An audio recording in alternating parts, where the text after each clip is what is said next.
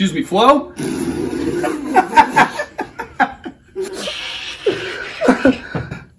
Like the TV show? Okay. What's your soup du jour? It's the soup of the day. That sounds good. I'll have that.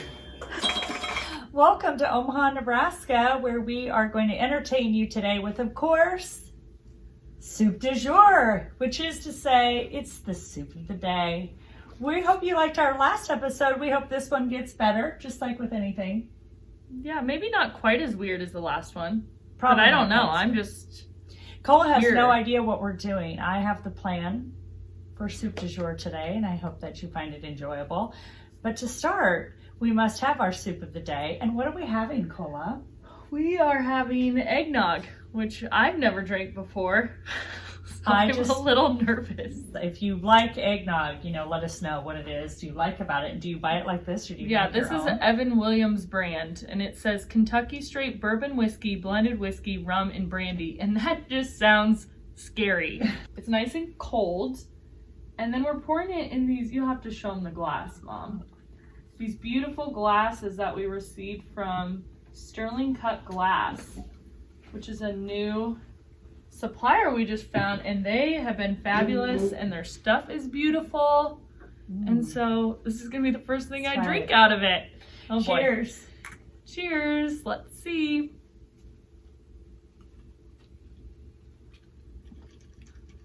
Oh, that's tasty. Yeah. It's like way better than rum chata. It's got like the consistency of rum chata, but much, much better. Super smooth. I thought it was going to be more whiskey, Things which could I'm get not a a fan of. Things could get a little silly at the end of this episode of Soup du Jour. Well, I usually also have a word of the day or a word of the episode. And last time it was Pang Wangler, if any of you were watching. And this week it's super exciting. The word of the day is titty nope. And if you don't know what a titty nope is, you're probably thinking in the wrong direction. So get your mind out of the gutter. A titty nope is what's going to be probably left in our glass by the time we get down to the bottom. Or if we eat all these nuts and there's a few crumbs. Or on the side of your plate, there's just a few crumbles of things or little leftover pieces of, it's whatever. It's just something that's kind of left over that nobody really wants to eat. And you call that a titty nope. It's called a titty nope. I think that's a fun one. I think people probably had that this weekend. It was Thanksgiving. You probably had a titty nope all over your plates. Everything. Wow, titty nope. That's a new one for me. Never heard of that one. It's exciting. So cheers. You got me on that one. Clean your plates and you'll have no titty nopes. Titty nopes. That's just, it's kind of fun to say. I feel titty like, nope. Well, today, guys, we're going to have a good time because I'm going to interview Cola. And I know her quite well because, of course, she's my daughter and my business partner. But I thought it would be fun for everyone to learn a little bit more about her story, where she comes from, and what has brought her to this point she's at in her life today. So welcome, Cola. Wow, thanks. Thanks for I'm having going me. to try to be like a talk show host and ask you some questions for a little bit, even though I know where you came from. Just kind of give me a little bit of a background. Like, what was life like for you growing up? And it brought you into the world you're in today. But when you started all out, what kind of a kid were you? What was life like for you? Well, I grew up in a town of 800-ish people. It's called Hooper, Nebraska, which most people don't know where that is when they live in Nebraska. So, small town outside of Omaha. I grew up a total tomboy. I wanted my room painted green and yellow. And what did you say? You're a girl, and we're not going to have a Packers. I love the Green Bay Packers, so I wanted my room painted green and yellow, and she said no. But grew up playing sports, doing 4-H, all sorts of fun things, and grew up in a small town and loved it. And then moved down to Elkhorn, which is a suburb of Omaha, and never thought I would live in a big city. And now I'm here for life. I don't know if I could imagine really living anywhere else permanently. So it's kind of crazy the path that life leads you on, because I didn't think I would end up living in a bigger city ever. Ever, ever. And that's the key word I'm hearing you say. You said never. Never. Why do you think you never thought you wanted that life? And Omaha's really small compared to most big other cities. big cities. But for Nebraska, it's the biggest city we have. Yeah, I think just growing up in the small town and seeing what it was like to live in a small town, you knew everybody. I thought that was such a cool thing. And then as I got a little bit older and we ended up moving down to Elkhorn, I was like, you know what, this is cool too. So even though I had this vision and idea in my head of what life was going to look like, it changed, and it changed for the better. And we wouldn't be sitting here talking to you right now had that big change not happened.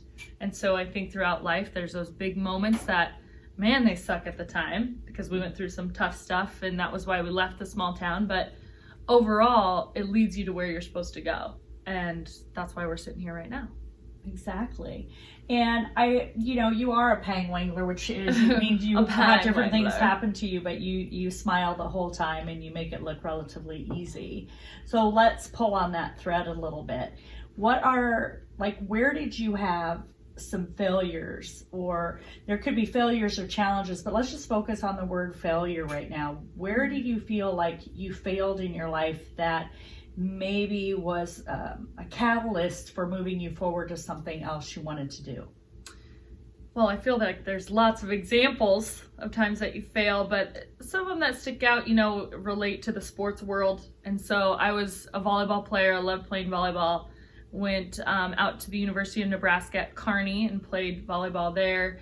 And there were plenty of moments throughout that time, and even back into high school, where I failed. I didn't make a team, or when I really thought I should have, or I got pulled from a game and wanted to leave the school I was at. And you get, go through these ups and downs of emotions. But overall, I was able to look back at those failures and realize I learned something, which unfortunately the failures haven't stopped now today. I mean, just last week something happened with an order and I was like, that was a fail and it was all on me. How can I learn from this and make it better in the future? And we fixed it, and it's all good. But it's crazy how those moments when you're younger playing sports or doing different things still are happening today in different ways, and you're still using some of those same lessons you learned at that time in your life. So with those moments, is it something that invokes fear for you, or do you take those and realize I've succeeded from those moments, but some things are bigger? For example, starting a business, which you and I started in May of 2017, roughly, really officially in June of 2017. So we call ourselves a seasoned startup, right? You grew up in the industry. I've been in the industry for 30 plus years. But we started over, just clean slate. And when we did that, there are bound to be fears of financially being able to be okay, and just the fears, am I going to make it? And there's always the fear of doubt because the world tells us differently, and we're a woman-owned business, and all the things that can go against you can create these fears. So what do you do to look at those? And how do you put yourself in the moment to say, this is scary, I'm dealing with these things. Now we're in a moment in the world where the whole world's been pretty scared with COVID. Mm-hmm. So what does that look like for you, and how do you manage what your fears are so that you can keep, pushing through? We have to walk through the darkness, right? We can't stop and chill out and have a hamburger and go, oh my God, I'll just be depressed here. We have to keep pushing through. So tell us about that. I think, looking back when we first started the business, the thing that we kind of told each other was, well, let's give it a shot. The worst thing that can happen is we fail. And in 6 months to a year, we close our doors. I go back to scrolling for jobs online. You find something else to do, and we move on with our lives. But if we don't try it, we'll never know. And so I think I've tried to really use that idea in everything we do. And it can be something really small, like the order that got messed up last week, or it can be big business decisions, or trying to figure out the finances and cash flow. And especially this year with the COVID stuff going on, of really trusting our process of what we're doing, and the rest of it will work out. I mean, I think there's this mix of being aware of what's going on, knowing certain things with your numbers, with your processes, yet not getting so consumed that it completely stresses you out and it doesn't become a fear, it just becomes maybe an obstacle instead would be a better word, because I think if we're scared of it, it's just going to cause worry, and there's no point to worry. And so how you deal with those things to say, it's going to be okay. It's a little, you're a little nervous right now or something, but eventually we're going to be fine. And we're going to trust what we're doing to be okay in the end. Did that answer your question? I think it does. And I think when we started, we really didn't give ourselves the option of a plan B. We really just said, this is plan A, and we're going to do it. Mm-hmm. And I think a lot of that from you talked about the sports and life and 4-H, and maybe a lot of people don't even have an association of what 4-H was, but we showed cattle and sheep and hogs, and we did all these things, and they are all kind of these grounded steps for us to build confidence in who we were as not just humans, but as women, and that we could achieve things. And I've enjoyed watching you achieve a lot of things. If you think back, if we just step away from the promotional world and the business world and think back to like maybe one of your most incredible memories as an athlete, like an incredible highlight for you, whether it was in high school where you had a great career, or in college, you were an All-American, you were the setter of the year, you had incredible accolades, which weren't anything that were ever really your driving force. You weren't trying to be get an award at the end for yourself. You wanted something bigger for your teams. So when you think back, what is one of your most favorite athletic moments? Oh gosh, there were so many, because I got to play with so many awesome people, and it has created lifelong friendships now. But probably the top of the list has to go winning a state championship in 2004. I was only a sophomore, and I didn't even know in high school. I didn't even know if I could make the varsity team. Any team, let alone the varsity, and then I ended up playing, and then we ended up winning the gold medal in a 5-set match that came down to the wire, and it was just so exciting. Makes me want to go back and do it all over again. I know, I can see you and they kept showing the video, and you were always on the floor rolling around hugging everybody. Those are exciting moments, because second place usually sucks. It does. We got second next year. It was not as fun.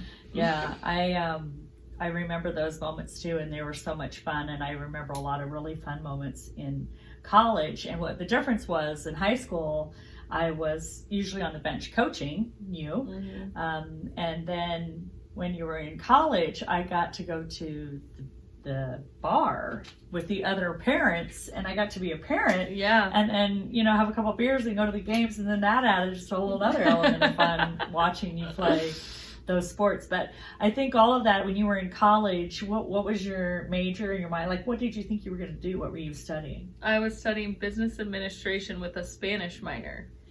Interesting. Mm-hmm. And you're using your Spanish minor? In no way, except when I go to Mexico and, we need beers and need to tell the taxi driver where to go. That's about it. That's about it. So at that time, did you feel like you were looking ahead to, were you really good at looking ahead at the future? You're kind of like, I'm just kind of going to flow by. I'm going to get this degree and I don't know what I want. What were you doing? I had no idea what I was going to do. I thought I wanted to coach for a while, and then I thought maybe something in marketing or the business route. There were certainly things I knew I didn't want to do. But as far as what I wanted to do, I wasn't really sure. And so I coached for a couple years and was in grad school, and then realized I needed to get out of Kearney and the college lifestyle, and so left. And the opportunity to work with my parents came up, and it was kind of good timing, and the rest was history. I still didn't think I was going to do that full time, though. I never thought I would continue working with you guys. I thought it was just kind of a filler job, and then started to get to know the industry, get to know so many amazing people at all the different events, and saw the potential of what this business could really be for me individually, and the rest was history. And I think it's interesting, the discovery you talked about, being in a small town and then moving to Omaha, which seemed like you would never move to such a big city, and now we've been here and it seems like the smallest town in the world. Omaha does. Mm-hmm. Mainly because the connections are just run so deep. We're just so interwoven. You always say it's the how many degrees, and you narrow it down. People say there's 7 degrees of separation, and I think in Omaha there's like 2. Yeah. When you meet somebody, they always know somebody that you know. Correct. It's The crazy. The connections Crazy. are amazing, and that really goes to how we've been able to build our business and keep things building was because of all of those connections and getting to know people, and through that process starting out doing a lot of networking and just putting our name out there. And I think we both felt like we lived a little bit under a rock of really flooding ourselves in putting ourselves into a state of vulnerability, like we're going to let people see who we are and know who we are, and we're going to go out and meet people the same way. And that's really how we've developed business over time, is just being honest with who we are and what we do, being real with where our talents are. And if you think about your potential, and I always look at it with Tammy and I work here, and Tammy's my sister, and Tammy and I are both in our 50s, and then we have Cola and Jackie who are both in their 30s, and we have Maria who's in her 20s. So this delightful array of ages, and we always say Tammy and I are the wise eyes, and the other three are the fresh eyes, and sometimes Jackie and Cola realize Maria's eyes are way fresher than yours. They're older than they think. Yes. But it makes a really great blend, or a great mix, a really great soup du jour, Soup so du to jour. say, of best. putting that together. I realize I'm using my hands too much, and I'm not supposed to do that. I'm learning. And so one of the things I want to ask you when you think about your future and moving forward and continuing to develop Soul and Swag, I see you as a person that, like, sometimes I'm kind of jealous of her, because like pretty much everything you do is it seems like it comes rather easy. And I know it isn't always that way, but you definitely make it look like that, which I think is why you're a pang wangler. But I think one of the things I want you to maybe answer or talk about is, if you think about your potential and where you're at right now, and I have learned this in my life, that potential can begin at any moment you want to. It doesn't matter what age you're at, whatever you want to pursue, or if you persist hard enough, you can choose to do what you want to do and try new things. And if you think about your potential, like, what is it that will push you to the edges, to that outer fence of really where you want to go on the horizon and what you're striving for? What does that look like for you? It's a tough question, Mom. I think there's certain numbers and stuff that I could break down and talk about, but I don't think that's as important as creating a culture that people want to be a part of. And fortunately, so far, I think we've done a pretty good job at that, but it's always something that's top of mind of how do we do better? How do we work better together? How do we simplify for our customers? Because sometimes we talk about things thinking they know what we're talking about, and they don't. So how do we continue to just be a better company and individuals and service our customers better? But ultimately, how are we just being good people, doing business the right way, taking care of things when there's a problem? And I think that is going to gradually grow us into what we're supposed to be. I don't know exactly what that looks like. I don't know if that's good or bad, but I don't want to we never want to get too big where we lose who we are at our core at Soul and Swag. And so of continuing to develop all of that, but making sure we stay true to who we are and how we want to do business, and pushing ourselves, but not going too far that we lose any of that.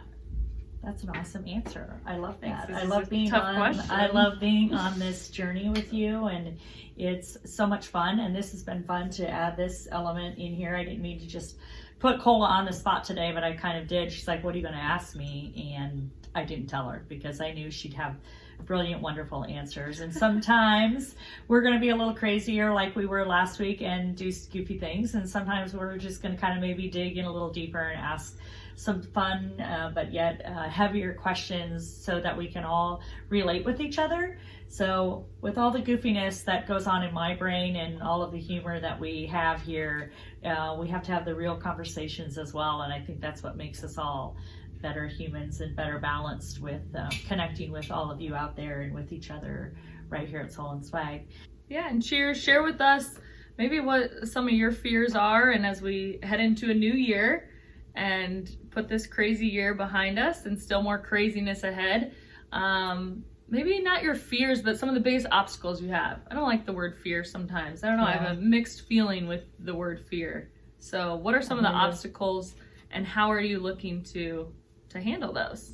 We Awesome. can do it. You We can got do it. this. Here's to Soup du Jour, and wrapping up another month and on to the last month of 2020. Thank God. Cheers. Cheers.